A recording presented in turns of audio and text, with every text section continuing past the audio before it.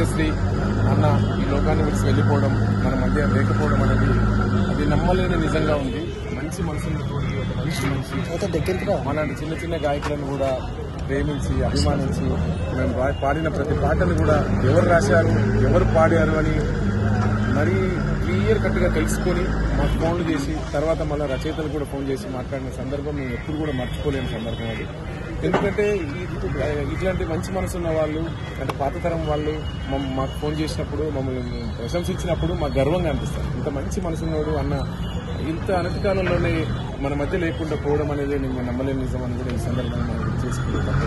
ఎక్కడ ఉన్నా ఏ లోకంలో ఉన్నా అన్న ఈ పవిత్ర ఆత్మకు శాంతి చేకూరాలని భగవంతుని మనస్ఫూర్తిగా కోరుకుంటున్నాను. మీరు అన్న రాసినటువంటి జైబోలో తెలంగాణలో మీ అందరికీ తెలిసిన విషయమే సమాజాలందరికీ. ఎందుకంటే ఆ రోజు జైబోలో తెలంగాణ సినిమాలో జనజాతరలో మన గీతం అనేటువంటి గొప్ప ఒక అంటే యువతలో తెలంగాణ సమాజ యువతలో చైతన్యాన్ని రగిల్చినటువంటి ఒక నిప్పు కనికలే లేచినటువంటి ఆ ట్యూన్తో ఆ పాటతో అన్న పాడితే ఇంకా అద్భుతంగా ఉండేది. వేదికల మీద అన్న గొంతులో వింటాం, అది చాలా అద్భుతం. జనజాతరలో మన గీతం, జనజాతరలో మన గీతం, జేకేతనమై ఎగరాలి. జనజాతరలో మన గీతం, జేకేతనమై ఎగరాలి. జంజోమోరిత జన నినాదమై జేగంటలు మ్రోగించాలి. ఒకటే జననం ఓహో, ఒకటే మరణం ఆహా, జీవితమంతా ఓహో, జనమే మననం ఆహా. కష్టానష్టాలెన్నెదురైన కార్యదీక్షతో తెలంగాణ జై బోలో తెలంగాణ, గలగర్జనల జడివాన జై బోలో తెలంగాణ, నిలువెల్లగాయాళవీనా. ఇటువంటి పాటల్ని అన్న ప్రజల మధ్యకి తీసుకొచ్చి మొత్తం తెలంగాణ యువతను అంతా ఒక్క తాటి మీద తీసుకొచ్చి ఒక్క పాటతో ఒక తూట తెలంగాణ సాధించినాక వదిలేటువంటి ప్రసక్తి లేదని చెప్పేసి ఒక్క పాటతో ఉవ్విల్లూరి సాధించినటువంటి ఘనత అందశ్రీ అన్నది. ఇంతకన్నా ఇంకా అన్న గురించి చెప్పాలంటే ఇంకొక పాట చాలా గొప్ప పాట ఇది నాకు తెలుసు. అదే మరి చాలా మాయమైపోతున్నాడమ్మ కూడా చాలా అద్భుతమైన పాట. మాయమైపోతున్నాడమ్మా, మాయమైపోతున్నాడమ్మా మనిషన్నవాడు, మత్సుకైనా లేడు చూడు మానవత్వం ఉన్నవాడు. కూటికో నోటికో ఒక్కడే ఒక్కడు, యాడ ఉన్నడు కాని కంటికి కనరాడు. మాయమైపోతున్నాడమ్మో మనిషన్నవాడు, ఓ మత్సుకైనా లేడు చూడు మానవత్వం ఉన్నవాడు. ఈ పాట ప్రజల మధ్యలో ప్రజల గుండెల్లో ఉన్నంత కాలం ప్రజల గుండెల్లో అందశ్రీ అన్న చిరస్థాయిగా ఉంటాడని మనందరి నమ్మకం అని కూడా మనం గుర్తు చేసుకుంటాం. మన మధ్యలో ఒకసారి మీరు ఆయన గురించి రెండు మీ మధ్యలో లేడు కదా ఇప్పుడు, ఆయన గురించి ఏమన్నా? నువ్వులేని మా మనసంతా నిలువెల్లా కన్నీరయిందో, అందశ్రీ అన్న నువ్వులేని తెలంగాణ నిలువెల్లా కన్నీరయిందే. నీకోసం మా గుండె పగిలేలా ఏడుస్తుంది. నువ్వులేని తెలంగాణ నిలువెల్లా కన్నీరయిందే. నువ్వులేని తన గుండె పగిలేలా ఏడుస్తుంది. నీ నవ్వులు ఏమైపోయాయో మా అందశ్రీ అన్నా, మళ్ళీ నువ్వెప్పుడు వస్తావో. మన యాదాద్రి నరసింహస్వామి, మన యాదగిరి నరసింహస్వామి యాది చేస్తుండే నిన్ను. మా అందశ్రీ యాడుండని అడుగుతుండే, తనతో మేమేమని చెప్పాలే ఓ అన్నా. యాడని నిన్ను వెతకాలో,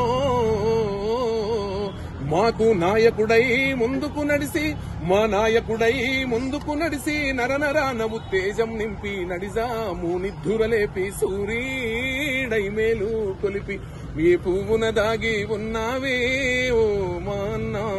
యాడని నిన్ను వెతకాలో, పగవాళ్లైనా ప్రేమించే చల్లని హృదయం కలిగిన వాడా, పగవాళ్లైనా ప్రేమించే చల్లని హృదయం కలిగిన వాడా. నీకంటే మాకింకా ఎవరన్నా తోడు నీడ. నీ సభలకు పయనం అవుతుందో, నీ సభలకు పైన అవుతుందో మన ఊరు వాడా. అందే శ్రీ అన్న చెప్పవ మాకైనా నువ్వు ఉండే జాడా. నువ్వు సింహంలా నడిచొస్తుంటే శిలలైన తలలుంచేనయ్యా. చీకట్లో నీ రూపం దీపంలా వెలిగేనన్న. ఆ దీపం ఎవ్వరు ఆర్పారో మా అందశ్రీ అన్న. మా బ్రతుకుని చీకటి చేశారో. అమరుడు కావటం మనందరికీ విషాదం. ముఖ్యంగా తెలుగు ప్రజా ఉద్యమాలకి సాహిత్యానికి తీరని లోటు. ఆ లోటును మనం ఎవరం పూడ్చలేం. కానీ ఆయన సృష్టించిన సాహిత్యం, తెలుగు సాహిత్యం ఉన్నంత కాలం, తెలుగు అక్షరం ఉన్నంత కాలం నిలబడి ఉంటుంది. సామాన్య జీవితం నుంచి వచ్చిన వాడు పూర్తిగా అకాడమిక్ చదువులు పూర్తి చేయకుండా చిన్నప్పుడు పశువులు కాసే పాలబుగ్గల జీతగాడిగా ఉండి ఆ తర్వాతి క్రమంలో హైదరాబాద్కి వలస జీవితంతో హైదరాబాద్కు వచ్చి బతుకు తెరువు కోసం అనేక పనులు చేసి ఆ క్రమంలో అక్షరాలని చదవటం రాయటం కొద్ది మేరకు నేర్చుకొని సాహిత్యానికి దగ్గరయ్యాడు. ఆయన సృష్టించిన సాహిత్యం చాలా భిన్నమైంది. తెలుగు సాహిత్య ప్రపంచంలో ఆధునిక కాలంలో పాటని ఒక ప్రత్యేకమైన ప్రక్రియగా కవిత్వంలో పతాక స్థాయికి తీసుకెళ్లిన వ్యక్తి ప్రజా యుద్ధ నౌక యుగకర్త గద్దరన్న. గద్దరన్న వేసిన ప్రభావం తర్వాతి కవుల మీద ఉన్నది. ఆ గద్దరన్న ప్రభావంతో చాలా సందర్భంలో అందశ్రీ గారు చెప్పుకున్నారు, మా అందరికీ పునాది వేసిన వ్యక్తి గద్దర్. ఆ గద్దరు వేసిన పునాది మీద పాటలు రాయటం, మాటలు చెప్పటం మేమందరం నేర్చుకున్నామని అన్నారు. అట్లా గద్దరు సృష్టించిన ప్రజా సాహిత్యపు వెలుగులో ఆయన రూపొందించిన పునాదిలో భాగంగా అందశ్రీ పాటను ఎత్తుకున్నాడు. నిజానికి చాలా మంది పాటలు రాసే కవులు ఇప్పటికీ ఉన్నారు, ఆనాడు ఉన్నారు. గద్దరన్నతో సమకాలీనంగా గూడ అంజన్న లాంటి వాళ్ళు, చెరబండరాజు లాంటి వాళ్ళు పాటలు రాశారు. కానీ అందశ్రీకి ఉన్న ఒక ప్రత్యేకత, ఎవరికి లేని ప్రత్యేకత. వీళ్ళందరూ డిగ్రీ వరకు చదువుకున్న వాళ్ళు, ఇంటర్మీడియట్ వరకు చదువుకున్న వాళ్ళు, కనీసం 10th క్లాస్ వరకు చదువుకున్న వాళ్ళు.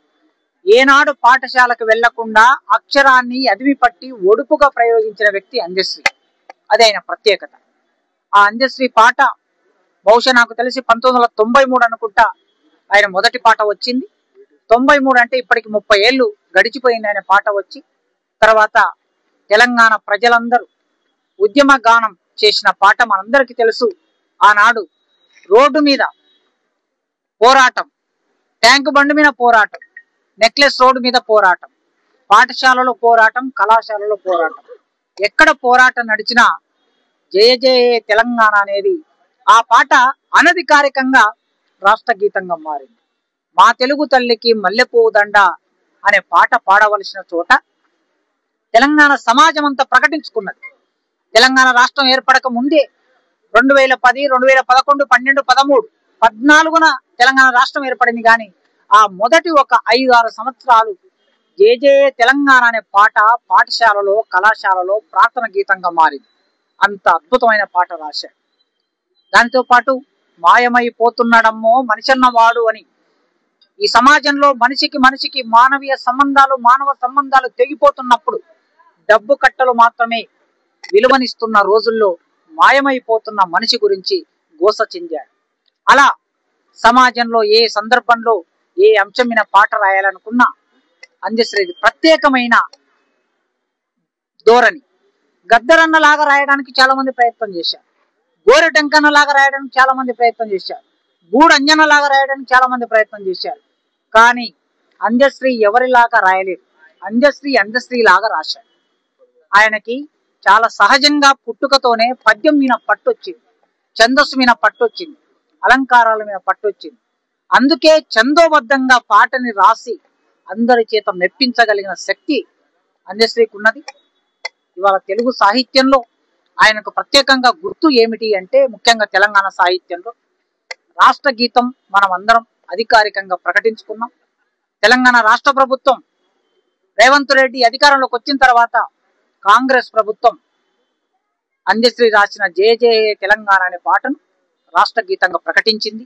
నాకు తెలిసి మొత్తం భారతదేశంలో అట్టడుగు కులంలో పుట్టిన ఒక వ్యక్తి రాసిన పాట ఏ రాష్ట్రానికి రాష్ట్ర గీతంగా లేదు. అది తెలంగాణ రాష్ట్రానికి మాత్రమే రాష్ట్ర గీతంగా ఉంది.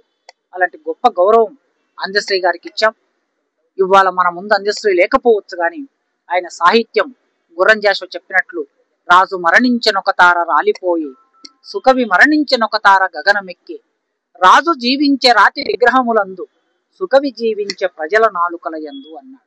సుకవి అందశ్రీ సుకవి, మంచి కవి, ప్రజల నాలుకల యందు ఆయన జీవిస్తున్నాడు. కానీ ఆ కుటుంబానికి మనం ఆయన లేని లోటును తెచ్చివ్వలేము. ఆ కుటుంబానికి ప్రగాఢ సానుభూతి ఉస్మానియా విశ్వవిద్యాలయం తరపున, విప్లవ రచయితల సంఘం తరపున ఆయన కుటుంబానికి ప్రగాఢ సానుభూతి వ్యక్తం చేస్తూ తెలంగాణ సమాజ నరహరి వేణుగోపాల్ రెడ్డి అందశ్రీ గారు మిత్రుడిని. అందశ్రీ గారు అకాల మరణం ఏదైతే ఉన్నదో చాలా మంది అకాల మరణం అనుకుంటారు. ఆయన నిర్ణయించుకున్న వాళ్ళనే. ఆయన నేను ఏ విధంగానైతే ఈ ప్రపంచంలోకి అమాయకంగా వచ్చిందో అమాయకంగానే చనిపోవాలి, నాకు అంటే అట్టహాసాలు వస్తుంది చెప్పేవారు ప్రతిసారి కూడా. అంటే ఆయన రేవర్తి గ్రామంలో, నాది వరంగల్ జిల్లా, ఆయనది వరంగల్ జిల్లా, రేవర్తి గ్రామంలో పుట్టి ఆయన పుట్టిన తర్వాత తల్లిదండ్రులు అతన్ని పడేసుకోవడం జరిగింది. ఒక దళిత ఇంట్లో పెరిగాడు. ఆ తర్వాత ఒక మల్లారెడ్డి అనే తన దగ్గర పాలేరుగా పనిచేసి ప్రకృతిని అధ్యయనం చేసి తర్వాత కాపీ మేస్త్రిగా మారి తర్వాత హైదరాబాద్ వచ్చాడు. సహజంగా కవిత్వం ఆయనకు దత్తపీఠం ఆశీర్వదించింది. సహజ కవి ఆయన. సహజంగా ఆయనకు న్యాచురల్గా ఆయనకు రావాల్సిన కవిత్వం ఇచ్చేది. తెలంగాణ ఉద్యమ చరిత్రలో ఆయనది కీలకమైన భూమిక. ఆయన యొక్క రాసిన పాటే ప్రార్థనా గీతం, తెలంగాణ ఉద్యమ గీతంగా ప్రార్థనా గీతంగా మారడం నిజంగా కూడా ఆయనకు డాక్టరేట్ ఇచ్చింది. కానీ ఆయన డబ్బులకు, పదవులకు, వేటికి కూడా అతీతంగా ఒక సాధువులాగా, ఒక సింపుల్గా, అమాయకునిగా ఉండేవాడు. ఆయన నిజంగా కూడా అట్లాంటి వ్యక్తిత్వం, అట్లాంటి వ్యక్తి, అట్లాంటి మానవీయ కోణం తక్కువ. ఆయన ఎప్పుడు అనేవాడు, దేశాన్ని కులం నరుకుతుంటే ప్రపంచాన్ని మతం నరుకుతుంది. సమాజంలో అందరూ మానవీయ కోణంలో కలిసి ఉండాల్సిన పరిస్థితులలో ఈ కుల మతాల చిచ్చులో పడి సమాజం పతనమవుతుందని చెప్పి చెప్తూ ఉండేవాడు. అందుకే ఆయన రాసిన పాటలలో కూడా ఇవన్నీ కూడా రిఫ్లెక్ట్ అయ్యేది. ఆయన కుల వృత్తుల మీద కూడా చాలా పాటలు రాసిండు.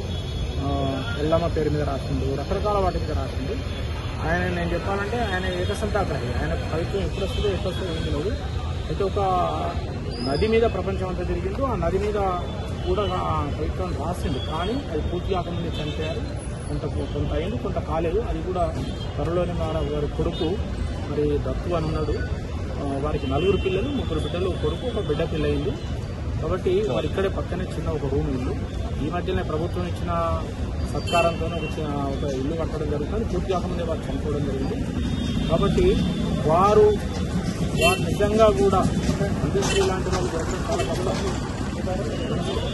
ఆయనకు ఇప్పుడే రాజేందర్ గారు డిమాండ్ చేసినట్టు ఒక ప్రభుత్వం 5 ఎకరాల స్థలం ఇచ్చి స్మారక అక్కడనే ఖననం చేసి చేయాలని చెప్పి అంటున్నారు.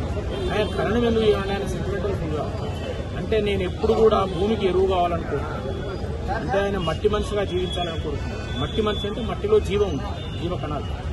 ఆ భూమికి ఎరువై నేను మొక్కలో ఉంటా, లేకపోతే అన్నిట్లలో ఉంటా అని చెప్పి పంచభూతాలలో ఆయన భూమిని ఎక్కువ ప్రేమించాను.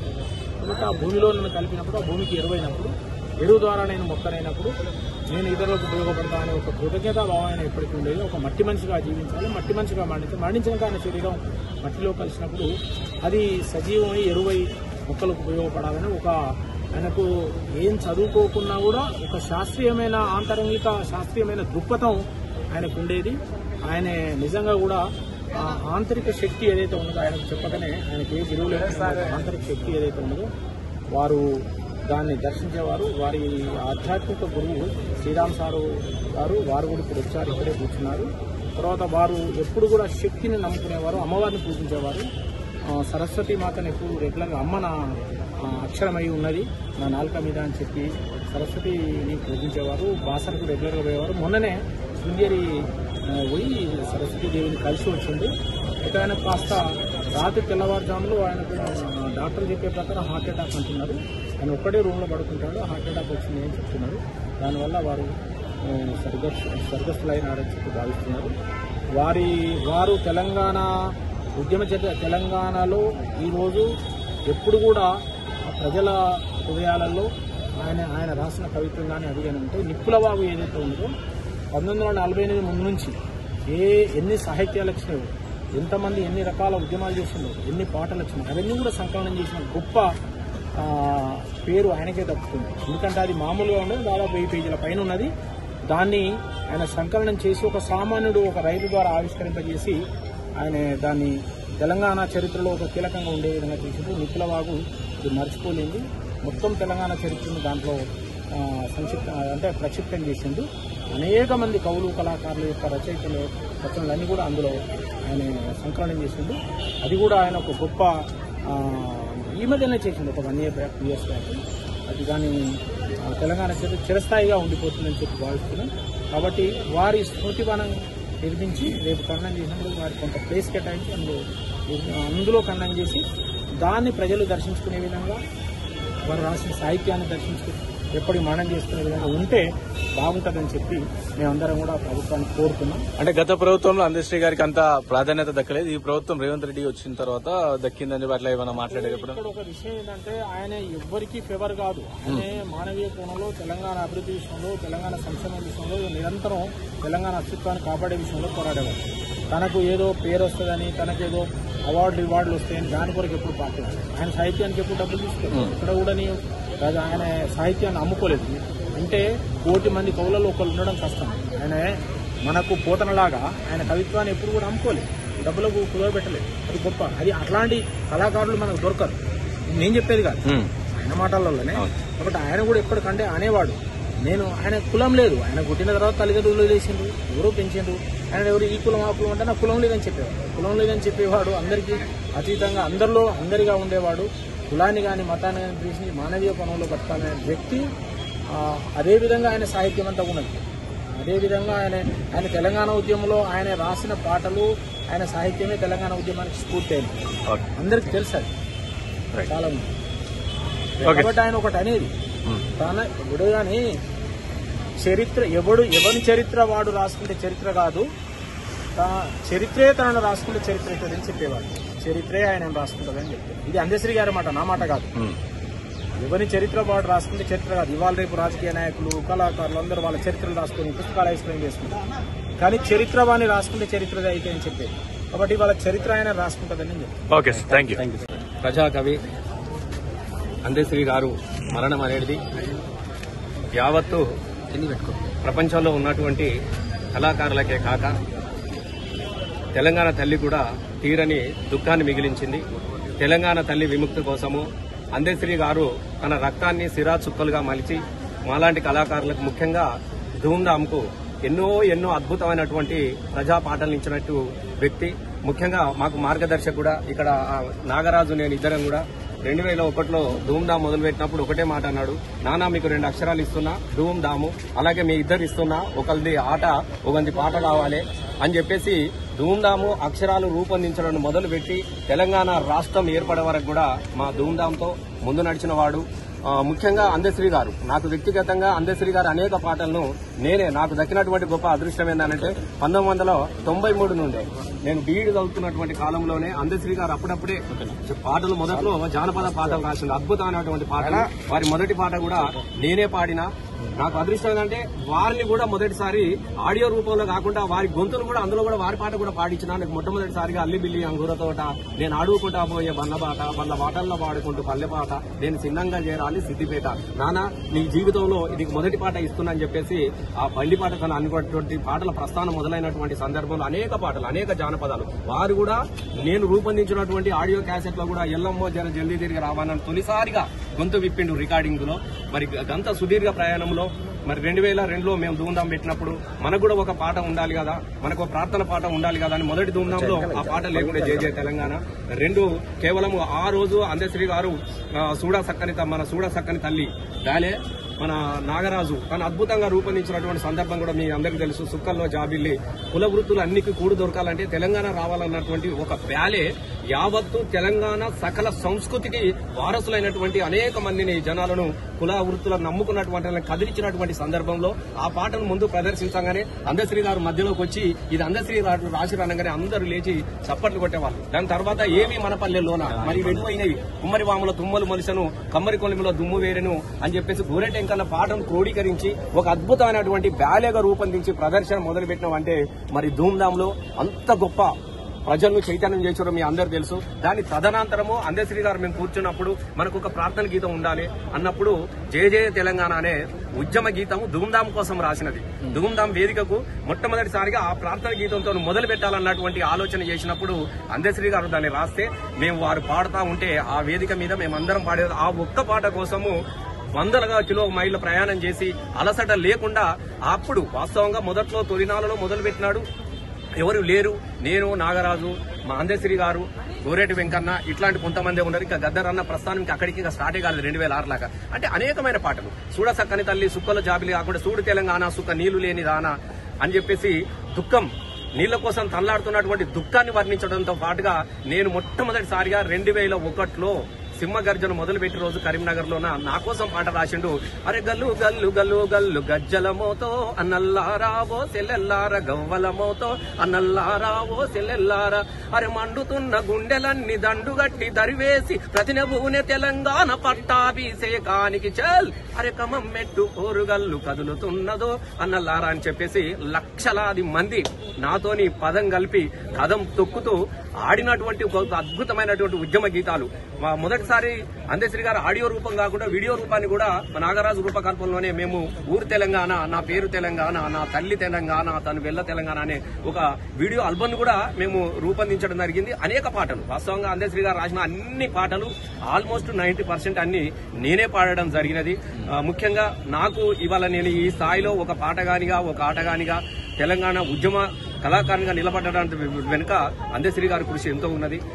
ముఖ్యంగా ఏంటంటే దుఃఖకర బాధ విషయం ఏంటంటే పాపం ఆకలిని చంపుకొని అణచివేతలను తట్టుకొని ఆకాశమంతా ఎత్తు ఎదిగి ఇవల్ల అందశ్రీ గారు ఒక గొప్ప గౌరవం పొందుతున్నటువంటి సందర్భంలో వారు లేకపోవడం అనేది చాలా దురదృష్టంగా మేము భావించుకుంటా ఉంటున్నాం. ఇలా అందశ్రీ గారు లేకపోయినా ఆయన పాట ఉంటది, ఆయన ఆట ఉంటది, ఆయన ఆశయం ఉంటది.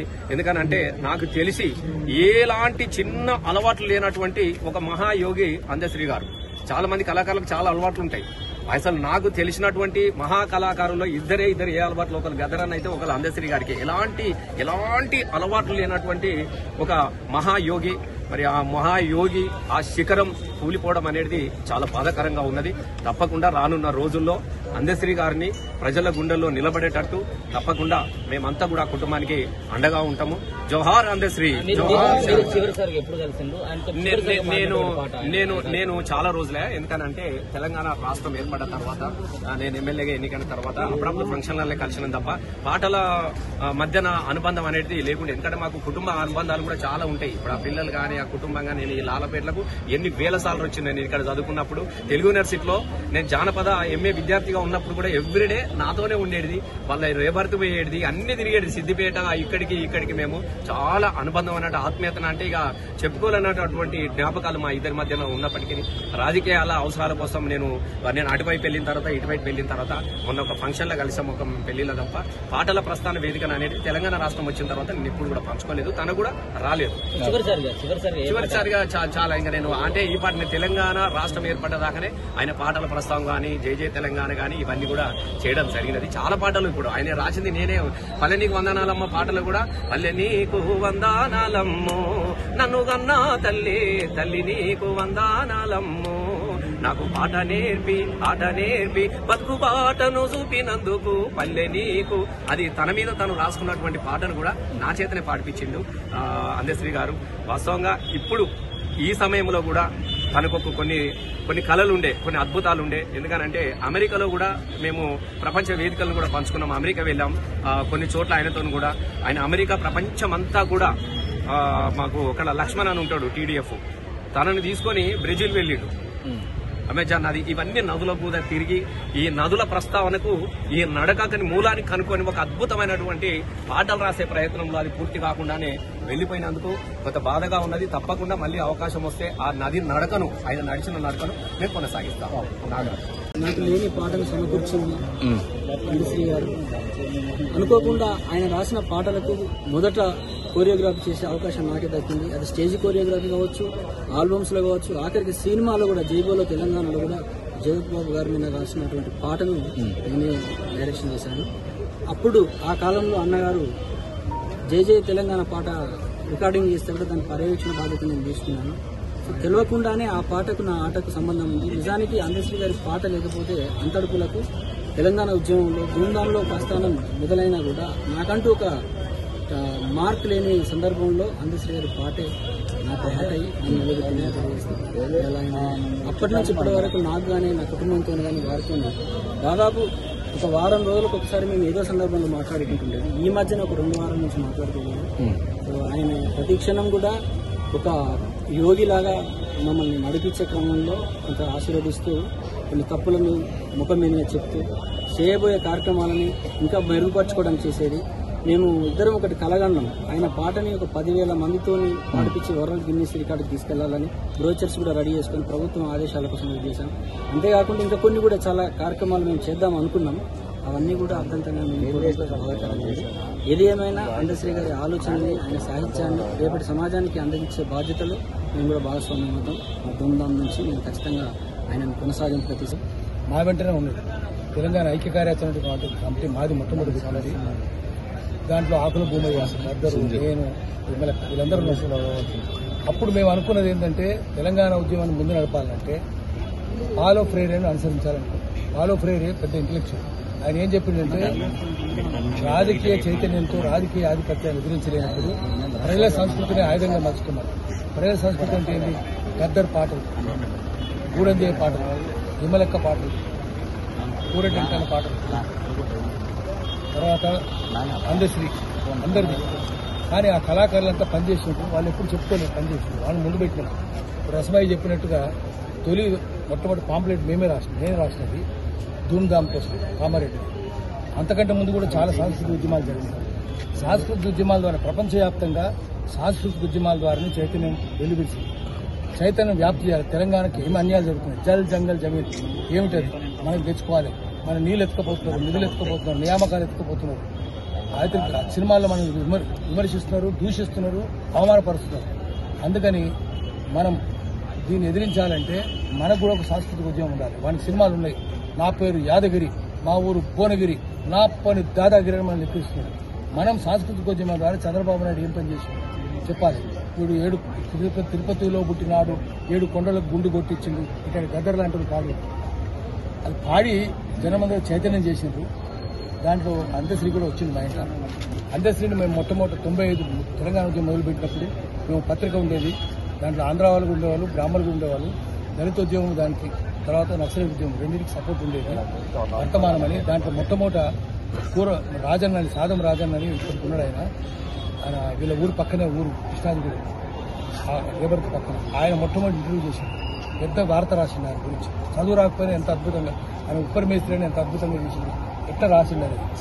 ఆ తర్వాత ఏమైందంటే శేఖర్ గారు ఈయన పట్టుకొచ్చి ఒక సినిమా తీయాలనుకున్నాడు.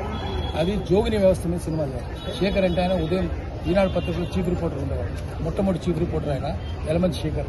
ఆయన భార్య ఝాన్సీ, ఆమెనేమో మెంటల్ హాస్పిటల్ సూపరింటెండెంట్. ఈ జోగిని వ్యవస్థ చాలా భయంకరంగా ఉన్నదని సినిమా తీయాలనుకున్నాడు. గంగా సినిమా తీసింది.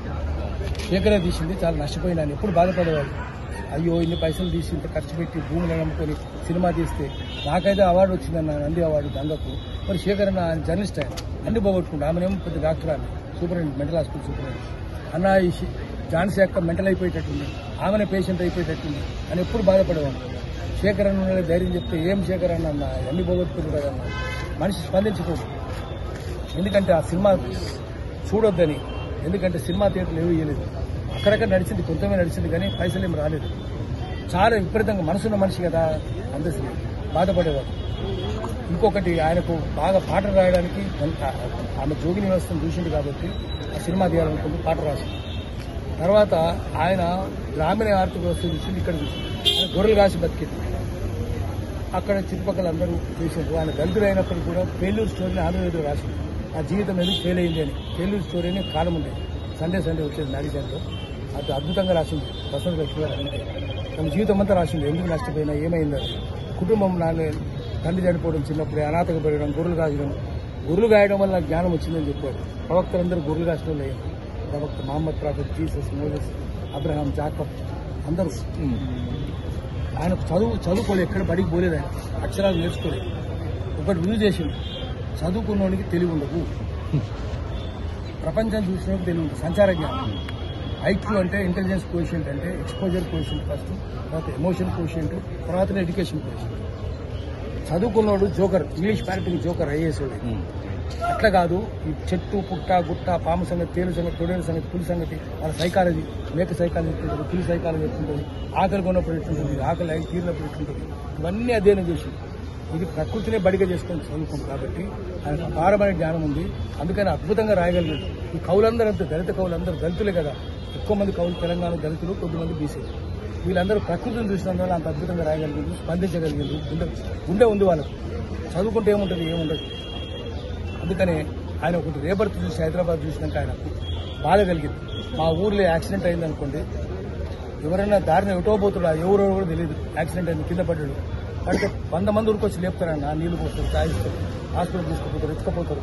హైదరాబాద్ యాక్సిడెంట్ అయితే ఎవరు రాడు, ఫోటోలు తీసుకుంటారు, లేకపోతే ఏముండదు, దగ్గరికే రాడు, పట్టించుకోరు. అందుకని మనిషి అనేవాడు మాయమైపోతుందమ్మా మనిషి అనేవాడు. అది తీసింది. మచ్చుకైనా కానరాడు మానవత్వం ఉన్నవాడు. అంటే పట్టణాల్లోనే ఉంటుందని ఆయన ఉద్దేశం. మానవత్వం ఉన్నవాడు పట్టణాల్లో ఉంటాడు, మనిషి ఉండడు, గ్రామాల్లో ఉంటాడు, చదువు రానోళ్ళు ఉంటారు, ఆదివాసులు, చెంచులు, గోండులు, కోయలు, సవరులు, జాతాపులు మానవత్వం ఉన్నవాళ్ళు. ఆది దళితులు కూడా మానవత్వం ఉంది. గ్రామాల్లో మానవత్వం, రోడ్లు ఉంటే తల్లి పట్టణాల్లో వాళ్ళు మానవత్వం ఉన్నారు. పేదలు, డబ్బులు చదువుకునే జ్ఞానం అని ఫీల్ అయ్యారు. అట్లా ఆయన జీవితాన్ని అద్భుతంగా చూపించేవారు. పాటలు మన సమాజం గురించి పట్టించుకుంటే తప్ప కుటుంబం గురించి ఎప్పుడు పట్టించుకోలేదు. నా భార్య ఏమైంది, పిల్లలు ఏమైంది, కూతురు ఏమైంది, కొడుకు ఏమైంది, ఎప్పుడు పట్టించుకోలేదు. సమాజాన్ని ప్రాథమిక చైతన్యం చేసుకుంటారు, కుటుంబాన్ని ద్వితీయ చైతన్యం చేసుకుంటారు. మామూలుగా మనిషికి ప్రాథమిక చైతన్యం కుటుంబం ఉంటుంది, ద్వితీయ చైతన్యం సమాజం ఉంటుంది. కొంతమందికి ద్వితీయ చైతన్యం కూడా ఉంటుంది. కానీ సమాజం గురించి ఆలోచించి సమాజం గురించి రాసిన గద్దరనే బాటలో నడుస్తాను. నేను లెఫ్ట్ కాదు, రైట్ కాదు, వామపక్షం కాదు, దక్షిణపక్షం కాదు. దక్షిణం అంటే రైట్, రెండు కాదు. అయితే నేను కమ్యూనిస్ట్ సానుభూతి పరుని, సానుభూతి అంతే, కానీ నేను కమ్యూనిస్ట్ కాదు, దేవుని కూడా నమ్ముతా అని చెప్పేవాడు. మేము శౌర్యయాత్రలు చేసినాము. ఇలా ఊరు చుట్టుపక్కల జనగామ కాదు, ఇప్పుడేమో సిద్దిపేట జిల్లా అయింది. తర్వాత నిజానికి జనగామ పక్క దగ్గరలో ఉంటుంది, రేపటికి మద్దూరు, అదంతా గద్నూరు, మద్నూరు. మేము శౌర్యయాత్రలు చేసినాం. తెలంగాణ ఉద్యమంలో భాగంగా గద్దరు మేము అందరం ప్లాన్ చేసుకుంటాం. సిపిఐ సీపీ కూడా వచ్చింది, విమలకు వచ్చింది. అప్పుడు మేము శౌర్యయాత్ర మొట్టమొదట బైరాణపల్లి దగ్గరనే 104 మంది చచ్చిపోయినారు, 102 మంది. అక్కడ మా ఇంటి శౌర్యయాత్రకు వచ్చింది, పులిస్ దగ్గరికి. మా తర్వాత కూటికల్ పోయినాం, కూటికల్ పక్కన 40 మంది చచ్చిపోయారు ప్రజాకార పోరాటం. అక్కడికి వచ్చింది. మా ఇంట పులిగిళ్ళకి వచ్చింది, పాలకూరు ఐలమ్మ దగ్గరికి వచ్చి దండం పెట్టుకుంటుంది, అమ్మ దండమమ్మ. అట్లనే దుడ్డు కమరయ్య దగ్గరికి వచ్చి కర్ర పట్టుకొని అని చెప్పాడు. నేను దుడ్డు కమరయ్య చేతిలో దుడ్డు కర్రను, చాకలేలమ్మ చేతిలో రోకల్ని అని చెప్పాడు, కవితలు చెప్పినట్టు. ఆ తర్వాత దేవరూపలకు వచ్చేసి అక్కడ బందగి స్తూపం, అట్లా అన్ని స్తూపాలు దర్శనం చేసుకుంటాడు. స్తూపాలన్నీ అన్న దర్శనం చేసుకున్నప్పుడు నా జన్మ ధన్యమైంది, వీళ్ళందరం తలుచుకున్నా నా జన్మ ధన్యమైంది అని చెప్పాడు. శౌర్యయాత్రలు మేము శౌర్యయాత్రలు అన్నింటిలో పాల్గొన్నాం. అట్లా ప్రజలతోటే ఉంటుంది ఆయన. ఎప్పుడు బస్ ఎక్కే పోతుంది. ఆయన ఎవరిని తన దగ్గర రానిపోయేది. బస్సు ఎక్కిపోయి జనం అందరూ కలిసి వచ్చేది, ఎట్లున్నది, బాగున్నది, ఆ ఇంటికి ఆయన చిన్న ఇల్లు ఆయనది, చాలా పాత ఇల్లు, చిన్నది, కూలిపోయేటట్టుంటే ఇది సరిపోదని చెప్పి ఇంకో ఫ్రెండ్ ముట్టి తక్కువ జాగా ఇస్తే ఎన్ఎఫ్సీ ఇల్లు కట్టుకోవాలి, కట్టుకుంటున్నాడు. అయితే డబ్బు సరిపోలేదు, గవర్నమెంట్ ఇచ్చిన ₹1 కూడా సరిపోలేదు, ఇంకా అప్పుల పాలేదు, పైన కట్టుకోవాలి. ఎప్పుడు మనసులో బాగుండేది, నా పిల్లలకి ఏం చేయలేదు, ఇదాన్ని ఇద్దామంటే దీన్ని కూడా ఆర్థిక సరిపోతలేదు అని చింతలు ఉండేది. ఆయనకి ఏ అలవాటు లేదు, మందు లేదు, మాకు లేదు, జర్దా లేదు, పాన్ లేదు, మాంసం కూడా తినడు. పొద్దున్న లేచి వాకింగ్ కూడా చేస్తాడు.